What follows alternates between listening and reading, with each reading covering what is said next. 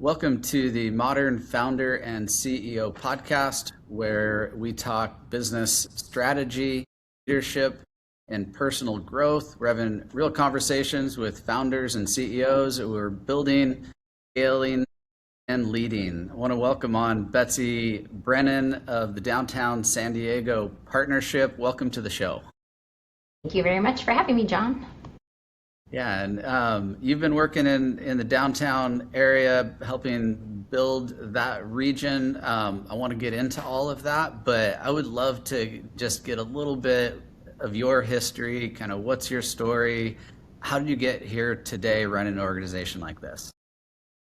Okay, sure. I'm from Rochester, New York. That's where I was born and raised. I went away to school in Virginia for my undergrad and saw a different part of the world I had never seen before, and then did a year-long study abroad in Spain, followed up by Costa Rica, and then saw an even broader world.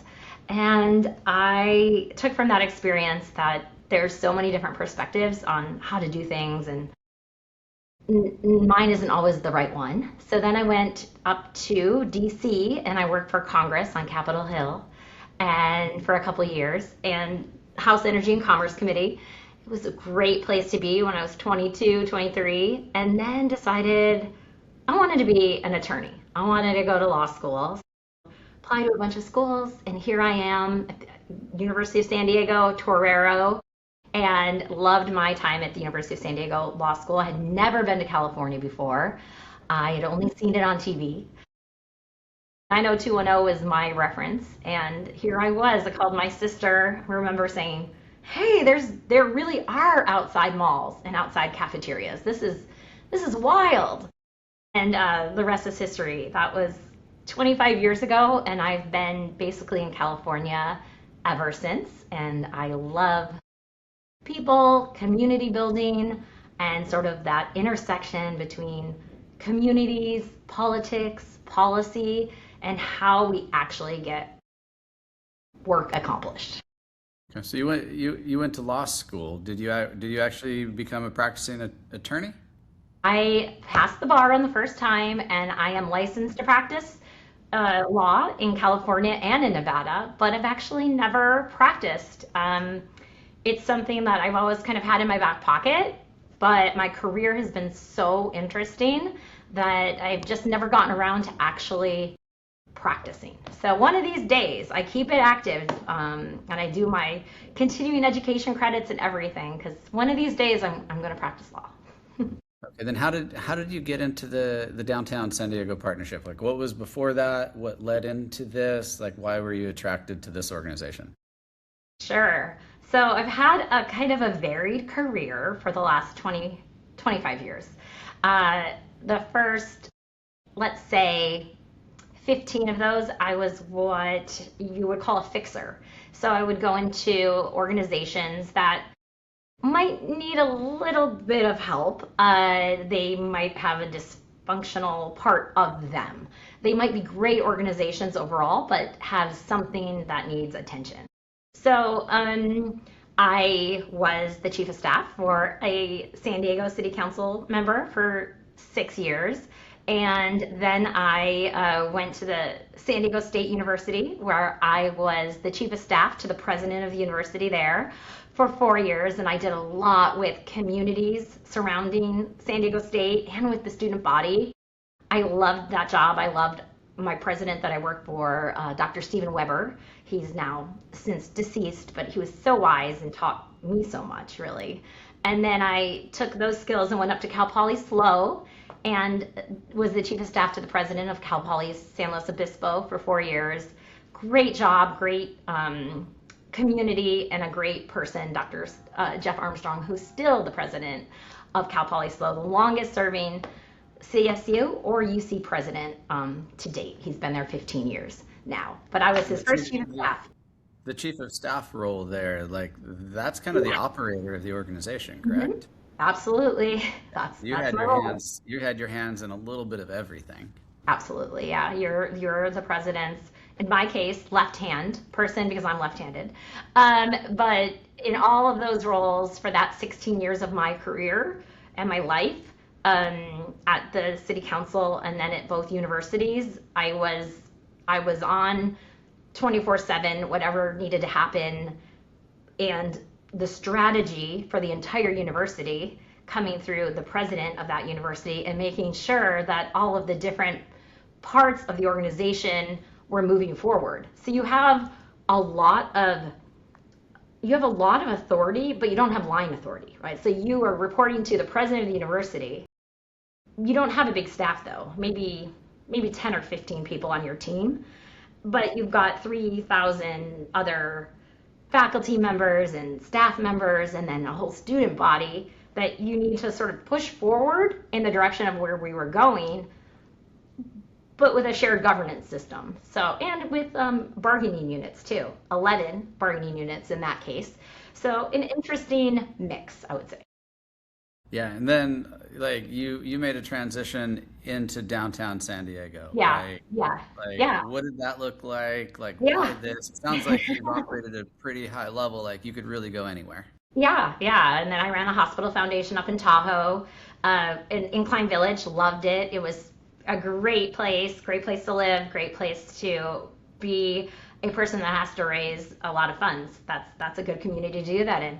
And then came back down here for this position. Was recruited back. They had, I think, about 500 candidates, and went through the interview process. So it was kind of like a external internal candidate. I had a lot of advantages because I knew most of the people that were on the board of the downtown partnership, but I had been away for 6 or 7 years at that point. So I had a different perspective on maybe our mission, which when I arrived at the downtown partnership was economic development of downtown San Diego.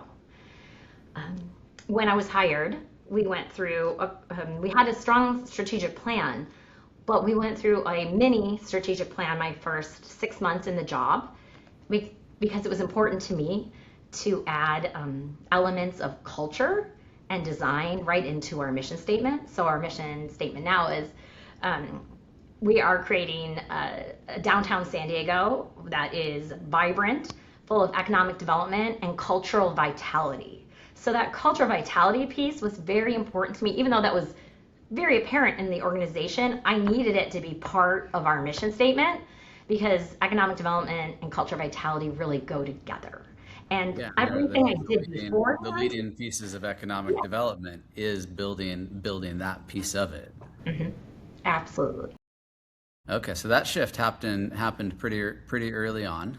Yeah, that happened 8 years. I've been in this role 8 years. So about 7.5 years ago, we made that shift here at the partnership. And my board was quite supportive. They understood, even in my interviews, that that was an important part for me. And we do a lot of things here at the partnership. We are almost what you would consider a sort of a mixture of an economic development corporation and a chamber of commerce for downtown San Diego. And we actually work collaboratively with those two organizations. I sit on both of their boards, the regional chamber and the San Diego Economic Development Corporation, and then their principals sit on our board because we each have a role in the region, a very important role, but it's a different role. And here at the partnership, we're really focused on a strong downtown because that's going to be really good for an entire strong region. And we came from the Chamber of Commerce actually in the 1950s. We were an offshoot of the Chamber of Commerce. Okay, and you've been there through some pretty volatile times over the last 5 or 6 years. Like, how has it progressed? Has the vision changed? Strategy? Tell me about the last 5 or 6 years through COVID and through everything that's happened with downtowns. Yeah, yeah. So for sure. I mean, I arrived here in 2018, and everything was on the upswing, and there was limitless possibilities, especially for San Diego. We have so many great attributes. And then we ran headfirst into COVID. And that was pretty detrimental and pretty devastating to all downtowns around the world. And office environments, and a lot of other things. It had a lot of deaths involved in it. I mean, there's just a lot of things that were negative, but there were some things that were positive that came out of it, strangely enough, but we learned how we could communicate and work in different kinds of environments. And we also learned that you didn't have to come to these office buildings. So what else were we offering in downtown San Diego that would be attractive to have people come? You can't just have a little tap room or something. You need to have an experience for people so they can collaborate together and be excited to be together and work together. And did it change any of the strategy coming out of that? Did it revitalize it? Did it like what? Yeah, I mean, we Tell, did a tell me what. we had our we had a strategic plan that was approved in 2016. So we actually did a complete revamp of our strategic plan in 2022 and adopted it in early 2023. And we came out with 4 new pillars, and then a lot of work plans under those pillars. And our number one pillar is to be America's outdoor downtown. And sort of everything we do is through that lens. And we took a very consultative process to get there. So, we had thousands of people input in downtown, but also in the entire region. And we worked collaboratively with other organizations, the city, the county, and then I'm on the International Downtown Association Board of Directors, and we even talked to a lot of our colleagues around the world as we were doing our strategic plan to come up with as much cutting edge and being sort of at the forefront of a lot of technology and industry so that we have a real stake beyond the weather. And the weather is amazing and the geography is amazing, and those do get us somewhere, but that only gets us so far. So where are we differentiating ourselves as San Diego to really get to the next level? We both live in San Diego. You work downtown. I work in North County usually. And just a real local San Diego issue here is a little bit of that separation. And I know you and I touched briefly on this when we chatted last week, but that North County and that downtown piece, maybe talk to that if there's anything that you're seeing. We go downtown for baseball games and go out to restaurants, but there seems to be a little bit of a separation and a gap here. Yeah, for sure. Yeah, John, I think some of it might have to do with the geography of San Diego and how we're built. We are almost a city of villages. I mean, we've talked about that for a long time in San Diego, but you have these amazing communities all through the county, north, east, south, that are beautiful and self-contained in a way in their own right because they grew that way. And so you may have had to go downtown in the past to do your court cases or to shop, but that is of course not the case anymore. So you could go a whole year or two, especially during the pandemic, and never have come downtown, except for maybe an event at Petco or at the Symphony Shell or at the USS Midway or the Symphony or something like that. So how do we change that? How do we make it more safe, or perceptions of, some of it reality, some perceptions, but how do we make people feel comfortable, feel safe, feel also just kind of excited, what's new or what's around this corner, and have them park their car and just spend hours down here exploring our neighborhoods. We have 7 distinct neighborhoods in downtown. And some people don't even know that. I mean, I happen to live in Scripps Ranch. I don't even live downtown, even though I'm the biggest advocate for downtown. And that's another issue. We're working on a really family-friendly downtown. We have 51,000 residents in downtown, but I have teenagers, and I have the need for specific things for them. And for them, that's a lot of extracurricular activities and sports. And for them, that exists in a different neighborhood. There are students and families living here and thriving, but not enough. So it's a chicken and egg thing sometimes, because the schools won't be built and the facilities at the existing schools won't be put in until there's more children in the census. But the children and families won't move here until those things exist. So it's we're working on that quite hard, Yeah. actually. Yeah, you're navigating a tough one there. But I think everybody wants you to like succeed at this. Like we want to be tied in. I want to be bringing the kids down for lots of different Yeah. things and the family and going along the waterfront. Like amazing town. This is why I moved here in the first place. Is kind of the vibrancy Yeah. of this place. And most of us have moved here from somewhere else, and this is what we want. So I guess thank you for putting the kind of the passion and the effort and the energy into what you're doing. Tell us more about the organization itself. Like the people, the teams. Like what's this organization mean to you? What are you building? Like what's your vision for it? Sure, sure. The Downtown San Diego Partnership, we have about 200 employees here at the partnership. We have about a $24 million a year budget. And that sounds like a really big nonprofit, but some of that is pass through money because we have an assessment district here in the 285 blocks of downtown. And every 10 years, the 51,000 residents and businesses and property owners, they decide, do they want enhanced services over what the city of San Diego provides to them? So that's things like maintenance and power washing and street sweeping and landscaping and beautiful lighting and all of those kind of things. So that's what the partnership does. We've been doing that for 25 years. That's our biggest program, about $15 million of our budget. And then we have a membership side of our house. So 400 businesses that care about downtown. And you don't have to be headquartered downtown, by the way, from very one-person businesses to our largest businesses like SDG&E and the Padres and Ace Parking and some of our largest companies are members of the partnership. So it goes big to small.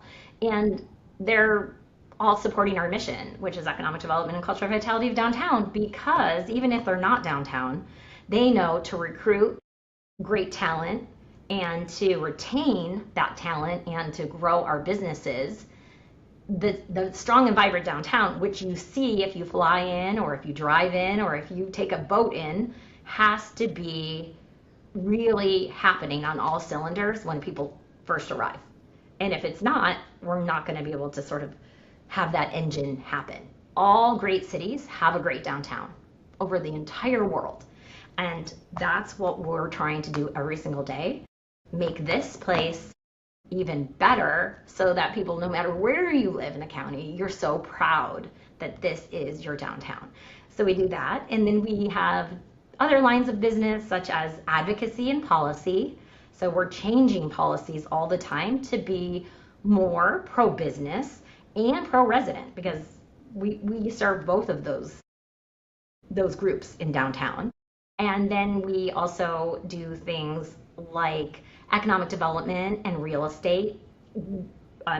Working with our partners in economic development and real estate, we do a lot of advisory services. So if you have a new company come in, we'll do the tours, and we have this downtown innovation center that's just sensational. We'll start a lot of the things here. And we're always happy to have new members, have new people tour, and just help as much as possible make San Diego a better place.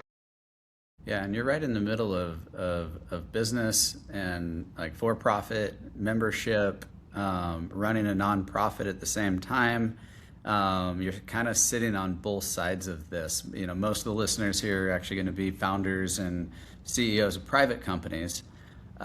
What do you see, I guess, the difference between running an organization of this size in a nonprofit world versus how we're running companies in the for-profit world?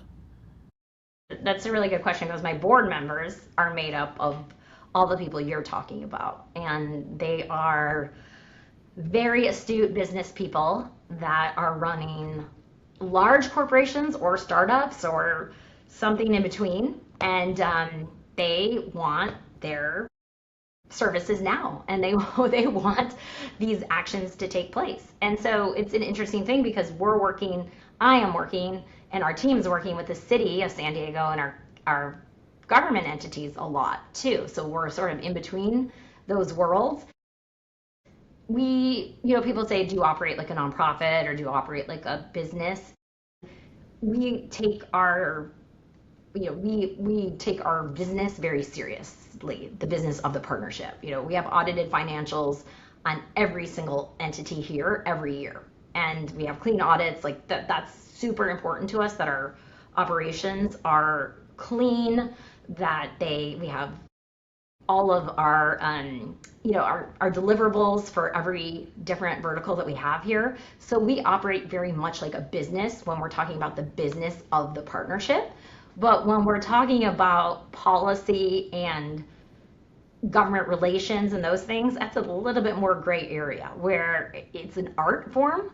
And so I think it's been a really good partnership with our board of directors, where some of them are doing that kind of work, but a lot of them aren't.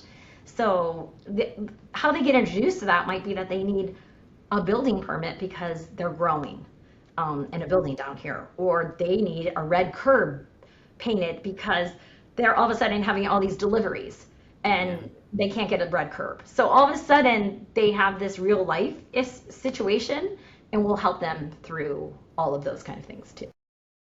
Yeah, and there's a lot I think nonprofits can learn from pro or for-profit business, and there's a lot that nonprofits can learn the other way. It goes back and forth. There's really great things with the nonprofit because it's very passion, very very focused on the vision, and the business side of it is just how do we operate at a really high level, and crossing those two. I guess from a values, from a perspective, from an operational aspect, I think there's a lot to learn on both sides from each other. Yeah, I definitely have learned a lot these past 8 years, and operations and focus has been a good thing for me to learn even more about, because I get very excited about some of these projects, and I'd love to say yes to more of it, but I have to stay on focus because we do have limited time, resources, energy, and how do I stay looking forward and sort of looking ahead while we're also doing the day to day. And I think that's something that businesses struggle with as well. And I'm doing it in a, and we want to be transparent anyway, usually, with businesses, but something that is an extra layer here is that many of our contracts, many of our documents are subject to public records. And so I'm doing it in this under a microscope too. So that's always an interesting way to operate. And over the last 8 years that you've been doing this, it feels like you have a real passion for it. What have some of the challenges been? How have you changed? How your approach to this organization has changed? Just from a personal growth perspective, like what's your journey been like here? Yeah, and that's a really good question. And when I mentioned before that there were some good things that came out of the pandemic, for me, one of those was a little bit more sense of balance and being able to trust and rely on my team more. I had to be able to scale. When I arrived, we were a $13 million a year organization with 85 employees. Basically doubled that, both from our revenue and from our employee base. You have to be able to scale these things. You can't take on everything that you did or the things that you love to do, because it's easy for me to drift into public policy and advocacy, external affairs, because those are the things I love to do, where I really sometimes need to spend more time in the business of the business, and looking over every line of my P&L, and those things I've had to learn. And also the balance. I mean, I happen to be a single mom of two wonderful 16 and 18-year-olds, and they do have a father, and he is a wonderful person, but most of the time they're with me. And before the pandemic, I don't think I spent as much time with them as I needed to. And that changed in 2020. And I think I always said I did, and hopefully I did, but now I know that I always put my children first and time with my kids first. And that is easier said than done. And a lot of these people that we're talking about are starting businesses and gearing up, and your business is really important to you, but your family's that's your family. And I've raised two wonderful young men, and they're going to go out into the world this next year, one of them into college. And I'm so glad and grateful that I've had these past 6 years with more time with both of them. Oh, that's amazing. Um, what do you see for the future? Where are you taking this? Like, paint that vision for us. Like, we want to know what you envision here. Yeah, I mean, we're moving and grooving. So we have just so many. We're in implementation stage in many of the parts of our strategic plan. So even next week we have our big annual gala, which is much more than just a chicken dinner gala. And usually it would sell it at 650 people. Well, we have 750 people coming this year. I mean, we had to ask for a whole other side of a ballroom because we didn't realize we were overselling and we were overselling. So it's a good thing for downtown. It says, okay, people are getting more confidence. People are really excited about what's ahead. So there's some major projects on the horizon that we have been very instrumental with our partners. So we have teamed up with the Previs Foundation. That's our San Diego's largest local private foundation, and they have invested millions of dollars at this point into the downtown partnership and into planning some parts of downtown that need some additional love and vibrancy. This arts and culture district that we're creating around some of our fixed assets of our theaters and our symphony and opera, it's blooming. And then we're doing some redevelopment around City Hall, and of course working with our partners at the Padres and some of our other institutions on some placemaking and activation in the public realm to match some of the enthusiasm and wonderful things they've done in their interior spaces, so people feel like they want to just celebrate and be downtown. So that's what you're in store for over the next 12 months. A lot of lights in downtown and new public art and just this new sense of like, I want to be here. It's kind of like this European city scape we're creating. Love it. Well, we're going to come down and see you then. Good. Okay, please do, John. I would love that. It's already a beautiful place, but every month it'll be much more beautiful over the next 14 months as we implement this plan.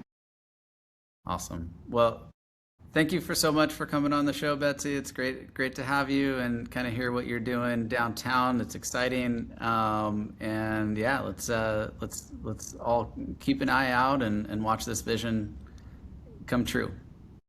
Thank you so much, and thanks for having me. I love that you have this podcast, and I really enjoy listening to it. And I part of my balance is I'm spending a lot more time walking and running in the early mornings. So thank you for having it. All right. Thank you, Betsy. Thank you.